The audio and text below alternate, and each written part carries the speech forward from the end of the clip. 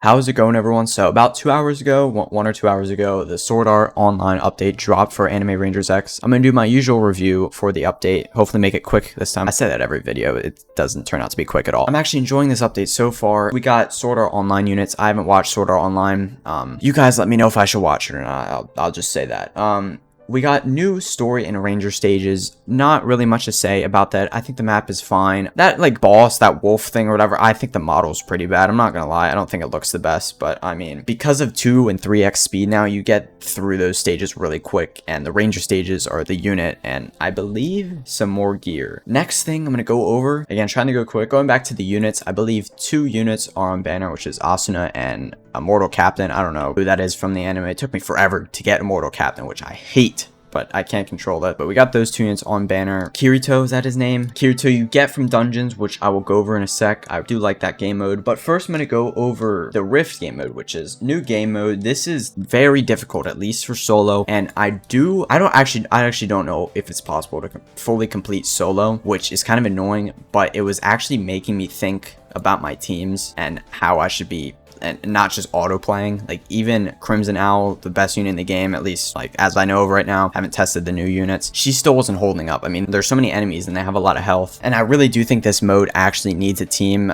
And the LFG channels were down, so I didn't really feel like, you know, trying the full clear right now. I just tried a couple times solo. I didn't get it, but the thing I do like is you do get tokens even if you don't complete the full thing. Of course, it's not the full 110, but depending on how far you go, I believe the more tickets you get, right? So I think that's cool. It doesn't force you to play with a team, but it definitely heavily relies on 3 other people, right? Because the last boss rush game mode, that was a path game mode, and you know, you could pretty easily solo that, to be honest. I do think still they need to push away from the paths in these game modes. I don't think it's fun. And while the paths actually kind of randomize throughout, it just makes it kind of hard because especially solo, there were a lot of enemies, like 40 at a time, right? So if the paths are really spread apart, Ido's probably going to be or Crimson Owl's probably going to be your main DPS. So she can only reach so much and only handle so many enemies at a time unless you have your ability up, right? So it's hard. Again, it's probably meant for full team play, but I'm glad I was at least thinking, and I couldn't fully beat it as a solo, at least for now. I'm sure people probably will find a way. It was an interesting experience, to sum it up. So next game mode, and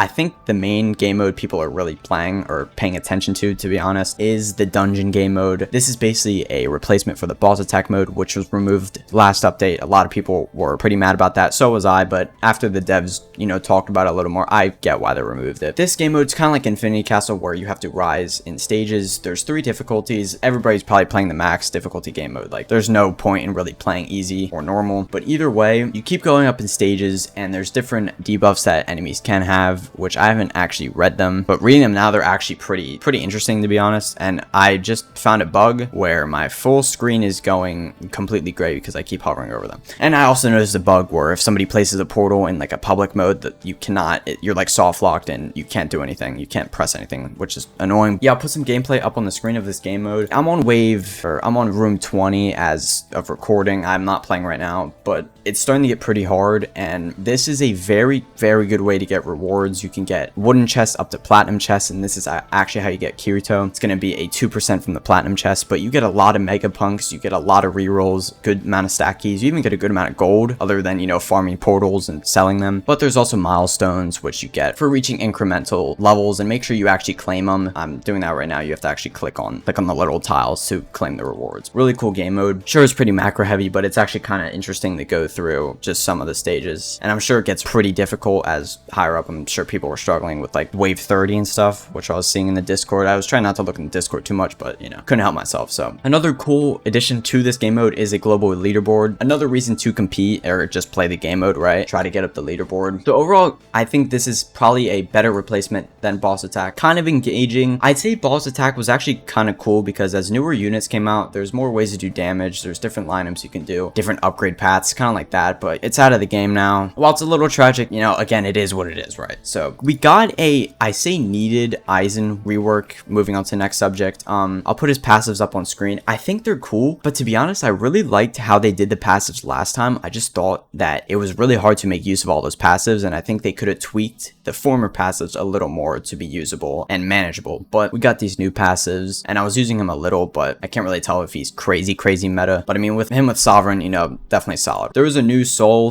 of the Virtual. Also, I forgot to mention that you can also get Yamamoto or Flame Captain from Rifts now. You only need 450 tokens. Sounds like a lot, but if you use the codes, which I will put in the description, you know, you can get him pretty quickly if you haven't gotten him already. But yeah, the new Soul, again, I don't really keep up with Souls too much. If I happen to have one, I put it on. Not grinding for them. Again, I think most of them are pretty rare, and the limited ones are a lot better than the ones you can get now. I believe so. Just kind of a flawed system overall. But moving on, we got a new gear set, the Blacklight Reaver set. Of course, you can get a helmet, chest, legs, and a weapon by completing Ranger stages. It says in the update log, but I actually don't know how to get them. I don't know. Oh wait, I think it makes sense. You probably have to craft them since you get those crystals, right? Yeah. Okay. So they're actually going to be secret rarity or red or whatever you want to call them. And actually, they're pretty good to be honest. But yeah, you're going to need those green crystallites, you know, green, red, blue, or black crystallites to craft these gear sets. I'm glad they added new gears to craft, because the only good pair to actually grind was the summer event. So another set to grind, and hopefully they synergize well with new units. Some new titles, and I think a new title system overall. I don't really care about that too much. It's just a title. I'm in a private server most of the time anyway. I'm not playing with too many people, but that might change since rifts are actually hard. And if we finally move on to quality of life improvements, optional automatic 3x or 2x speed toggle added, which basically means every time you start a match or you re-go, 2x or 3x if you have it will automatically be put on. This is great. I think the game really needed this. It was really annoying having to click it every single time. Increase gear capacity from 5 to 8 slots. So for example, you could hold 8 goggles from the summer event instead of 5. Good change. 5 is pretty limited. Restart match was another option added if you go in the settings, if you want to restart a match for whatever reason, that's good. But I don't believe you can change your units in between that time frame. Still, you can only change them when you first go into a stage, so I think that needs to be added, because it's kind of annoying, especially when I was doing rifts. If I failed, I